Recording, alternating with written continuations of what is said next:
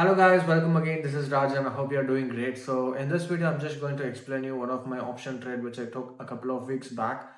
The stock name is Hero Motocorp and I deployed around 1,86,000 in total and I made an ROI around 95%. So I'm just going to explain you in detail how I entered and the reason behind it and also where I exited and the reason behind it and also my stop loss. So please make sure to like this video and also subscribe to this channel. If you have any doubts, let me know in the comment section and let me know if you guys want more options videos like this. I'll be happy to upload. Hello guys, so I have the Aero Motorcorp chart in daily time frame. I hope you guys can see this. Just a second. So this is the daily time frame chart. As you can see, if you look at Hero Motocorp, it has been trying to recover from this huge fall, and if you look at the price action, it has been forming higher low, and then there is a very good flag. There was a breakout and then it was trying to consolidate. So this is again a consolidation pattern, and I kind of wanted to just buy here. Actually, this is actually the best price for you to uh, buy in option, because the your stop loss could be less. If you put just a second. So if you enter here, what's your stop loss? Your stop loss is just right here.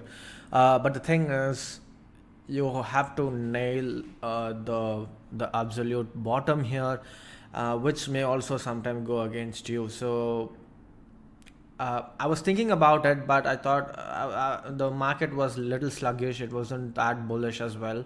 I mean, when I was looking at this area, okay. So I thought like, okay, let me wait for some time, and then this pattern occurred. So this pattern is very interesting because I like this pattern. There is no, this is not, what do I mean is, there is no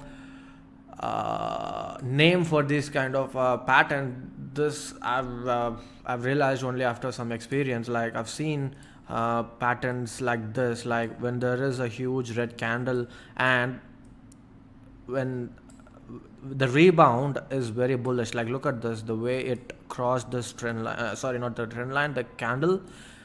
It just broke with a very good volume. If you look at, this is the kind of it should be like this is a red candle, and there could be a doge or a couple of candles like this, and the next candle when it goes up, it should be like this.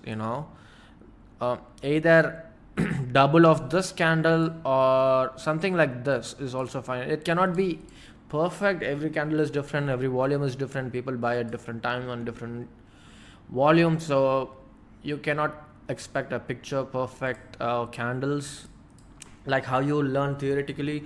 So this is a good setup for me, if you ask me, because there is also a good bounce from this trend line, I mean this support, and I just bought it in options in November, monthly expiry. Not okay.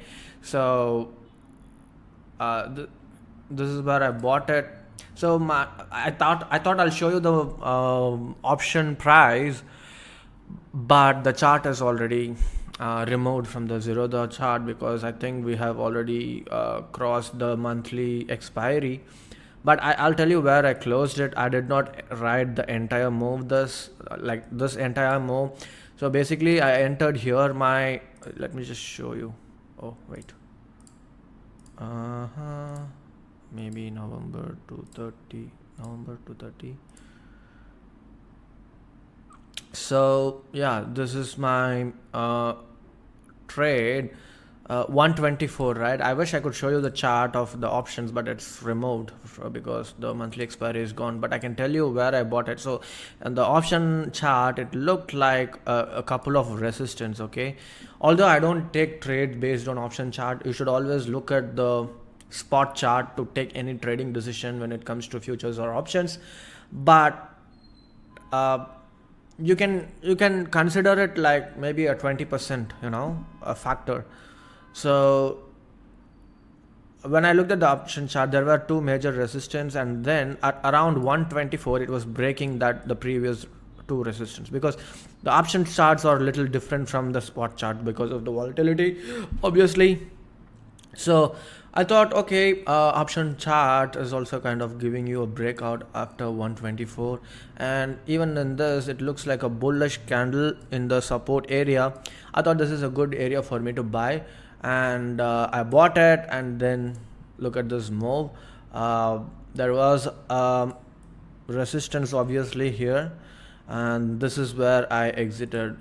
Probably the middle of the day, or I don't know, like 2 hours after the market open or something like that. I close like when this is happening. I was okay. I think there is a resistance from this trend line, because see, when it comes to option buying, it's totally different from what you do in swing trading. In swing trading, you try to capture all the move as much as you could, but in option, it's not like that. When you see a huge candle like this, I naturally should have exited here at the end of the day, because I don't want anything more than this. Okay, so yeah, and if you ask me what was my stop loss, I mean, it's so I rarely take option trades, and what I'm going to say is a bit controversial, but whenever I go for an option trade, my entire capital is a stop loss. Okay, and that is why I play with 1 lakh, 2 lakhs,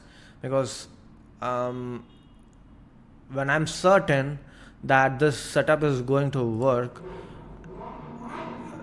it could work or it could not work. Okay, but my um, accuracy and the probability of taking an option trade is pretty good. That is why I sometimes risk my whole capital. In this trade, I felt like 124 was my entry. I thought like 90 or 100 is my stop loss.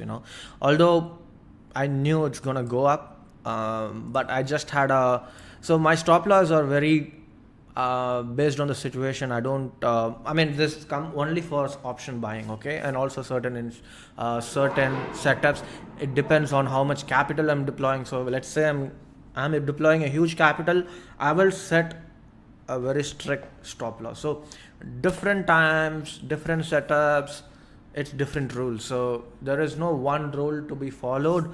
So in this trade, kind of like that, like even if it goes down 90 or 80, I would look at the price action to see. If the price action is bad, yes, I will exit. But if the price action is decent, I will still hold the trade until the monthly expiry. So it's a bit tricky to explain. That's why option is, sorry guys, it's these sports cars. So when it comes to option, it's a bit tricky, and this is why in option you have to be very careful, because there is a lot of factors to be considered. It's not as simple as equity swing trading, and it's quite complicated, and there is a lot to be considered before you take up a option trade. And also just be careful. Just because I upload option videos doesn't necessarily mean you should trade option as well. If you're making good money in swing trading, I think you should just stick to swing trading equity. You shouldn't be moving to any option buying or anything like that. So yeah, I hope you learned something from this, and if you have any doubts, let me know in the comment section. And if you want to learn more about option buying and everything, I'll place my website link. You can have a look at that, and yeah, you could join if you want. That would be all, guys. If you have any doubts, let me know in the comment section. Thank you.